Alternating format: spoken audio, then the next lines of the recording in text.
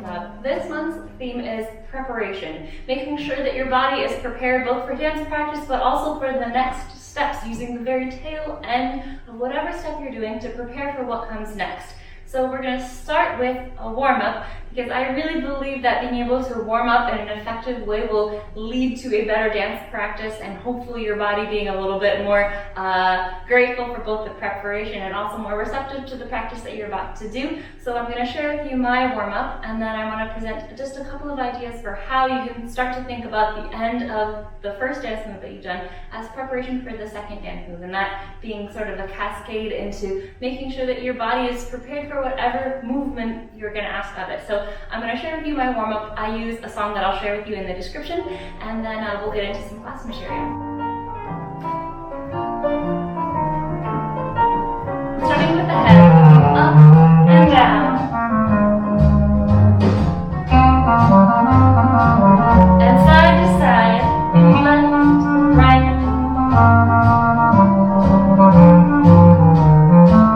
Moving on to the shoulders, rolling them back.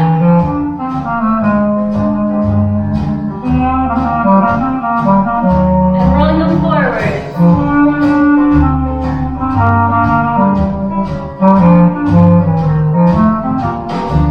And the whole arm going back.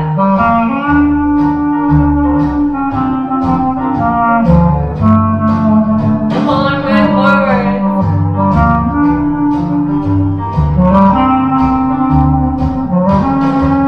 Down to the chest, forward, side, back, side, forward, side, back, side. A nice big circle.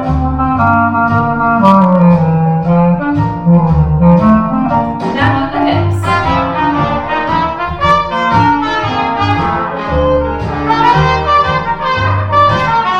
Other way.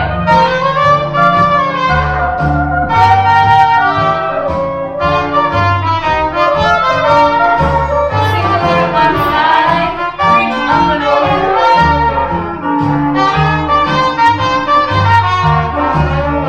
Other side.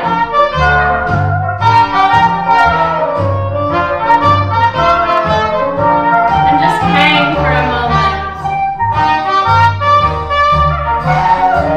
Shake your head.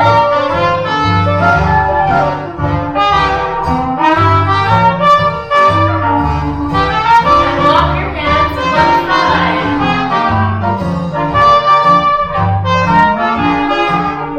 And the other side.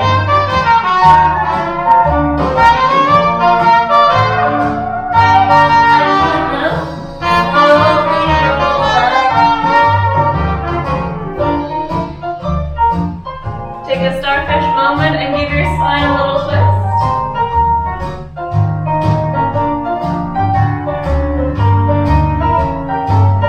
We're going to move on to the knees. Hold something if you need to balance. I'm going to take my knee in a little circle to warm up my hips.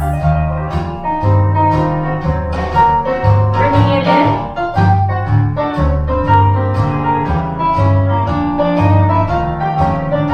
Other side. Knee goes out.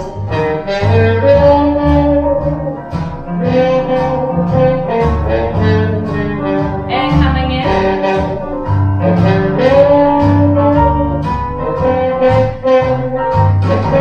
And the plie going down and forth.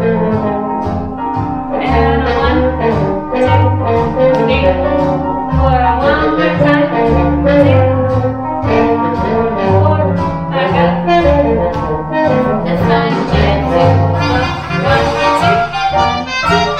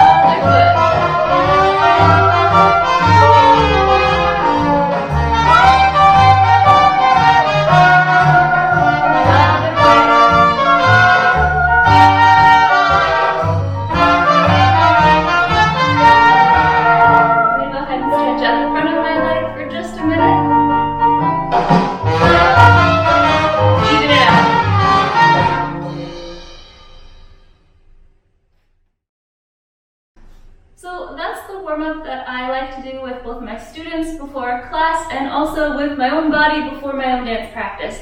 I really believe that having a little bit of time to let your body know what you're going to expect of it, let your body get used to moving and mobilizing everything slowly to sort of check in with your body for how does it feel today? What is my body going to ask of me? You know, at the end of that song, mobilizing everything, usually some things ask for a little bit more attention, a little bit of rolling perhaps, some stretching, just some extra motion or attention. So I think a nice check-in with your body is really helpful, and just a sort of warm up for your body so that it knows to be ready for some motion.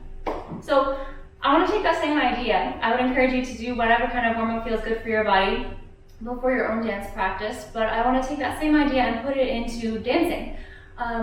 When I'm dancing, when I'm improvising, I always get mixed up with that word. When I'm improvising during improvisation time, I really like to think about how can I prepare myself for what comes next. And for me, that looks like the end of a step or the end of an idea turning into just some little tastes, like a little appetizer for what's going to come next. I have two particular examples that I want to show you, both coming from the Tranky-Do, which is the tutorial for the month. And the first step that I want to show you is the Applejack step. And half breaks or kickball changes are something that you find in the Tranky-Do just all over the place. They're a fun step, and so they're kind of prolific throughout solo jazz, but particularly in the Tranky-Do. So with Applejacks, we start with a kickball change. Kickball change, Applejack, step it on back. And if you're not familiar with Applejacks, the basic rhythm, and that's really the bass line that you got to start with, is a kickball change, and then just walking back. Step, step, step, step, step, step. And you can repeat it. I'll show it from the side, since it does travel kind of laterally. Kickball change, step, step, step, step, step, step. And all I'm doing with my feet is letting my weight stay on my heels so that my feet can do this fun little kind of fanning fishtail motion. I usually think about my feet like windshield wipers, wiping away the dust on the floor. But the important part is the rhythm. And with the shape, this fanning shape, I like to let my body know that that's what I'm going to ask of it. So I'm going to kick, ball, change. And during that ball change, I've already let that fanning motion start to happen. I've already prepared my body to be a little bit more backwards, a little bit more on my heels, and I've let that fanning motion be part of the ball change so that my whole body, the way that I'm holding myself, is ready for the Applejacks. So I'll show it once again from the front, from the side, and from the back, just so you can really dig into those kickball changes as you practice your own Applejacks. So I go kickball change, step, step, step, step, step, step. From the side, it looks like this. Kickball change, step, step, step, step, step, step. And from the back, it looks like this. Kickball change, step, step, step, step, step, step. So hopefully you can see that as I say kickball change, the change part, I am already starting to have this fanning motion with my right foot, really digging into it, letting my body start to have a taste of what that motion is going to be, so that the rest of the Applejacks, they feel like they just flow because I've already prepared for it. So if you are a numbers person, I'm preparing on 8 and 1. At count 1. The end of that kickball change. Count 1. Little fan. So that's one place that I look for preparation, especially if something starts with a kickball change. So you can sort of practice this, a nice little maybe experiment or drill, is you could just practice going forwards and backwards with Applejacks and swivels. I have a whole class on swivels, so I would say go and check out that dance lab if you want to dig into swivels, but swivels are just walking forwards, 1, 2, 3, 4, 5, 6, 7, and they feel very much like the opposite of Applejacks, where swivels are on my toes and coming forwards. Applejacks are on my heels, going backwards. So something that you can use to practice using the kickball change as a sort of vehicle for preparation, you can just come forwards and backwards, patterning these two steps. So it would look like this. If I started coming forwards with some swivels, it would look like kick, ball, change, swivel, swivel, swivel, swivel, swivel, swivel. And then I can start my apple jacks going backwards. Kick, ball, change, swivel, swivel, swivel, swivel, swivel, swivel. And those two kickball changes contrast each other quite a lot. It's the exact same step, but the shape has been a little twisted up so that it can be a preparation for what comes next. My swivel preparation is pretty big, pretty wide, and a little bit lower. And with my apple jacks, I'm a lot more tight, and I'm a little bit twisted inwards towards myself. So I'm going to go ahead and show that sequence forwards, sideways, and back in case that's something you want to practice. But kickball changes are so versatile that you can use this as a preparation step wherever you're doing a kickball change. So I would really encourage you to think just 2 steps or 2 beats even ahead, just to what kind of shape you might want to ask of your body, and just make sure that you're preparing that to happen, because that will hopefully lead to a lot more possible motions. So I'll go ahead and show that sequence front, side, and back. A 5, a 6, a 5, 6, 7, 8, and 1, 2, 3, 4, 5, 6, 7, 8, and 1, 2, 3, 4, 5, 6, 7, 8, and 1, 2, 4, 5, 6, 7, 8, and 1, 2, 3, 4, 5, 6, 7, 8, and 1, 2, 3, 4, 5, 6, 7, 8, and 1, 2, 3, 4, 5, 6, 7. So practice that little routine, that little sequence if you really want to dig into kickball changes, but go forth and find kickball changes with which to practice. I have one other place to look at transitions, and that is in the Tranquillo in the very, very first section, in the very first phrase. So we have fall off the logs. If you haven't learned Tranquillo, now you know the first step. We fall off the log on both sides, and at the end of that second side, coming back to where we started, coming back to the middle, we're preparing to go forwards.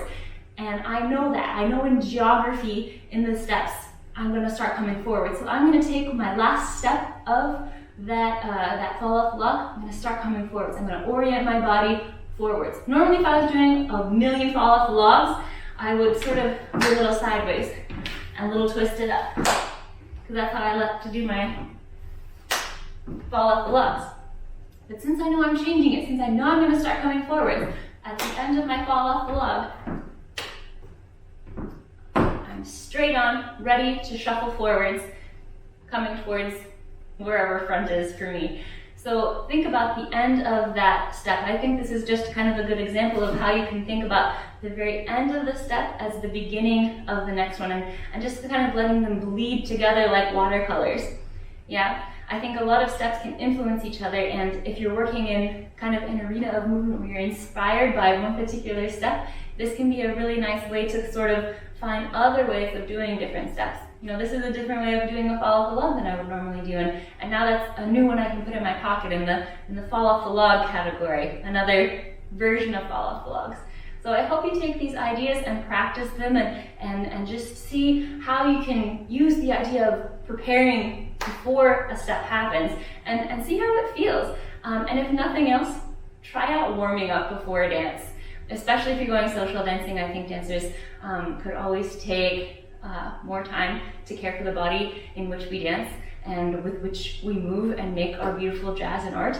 So if nothing else, I hope that warm-up is perhaps a useful structure to you to start building some kind of warm-up repertoire that you can use either before social dancing or before your own dance practice. So with that, that is the Dance Lab for this month. This is the final edition of Dance Lab, so thank you so much for joining me and dancing with me in these labs and experimenting with me. It's been wonderful, and I will see you next month with jazz snacks and lots of podcasts. So see you in January in a new year.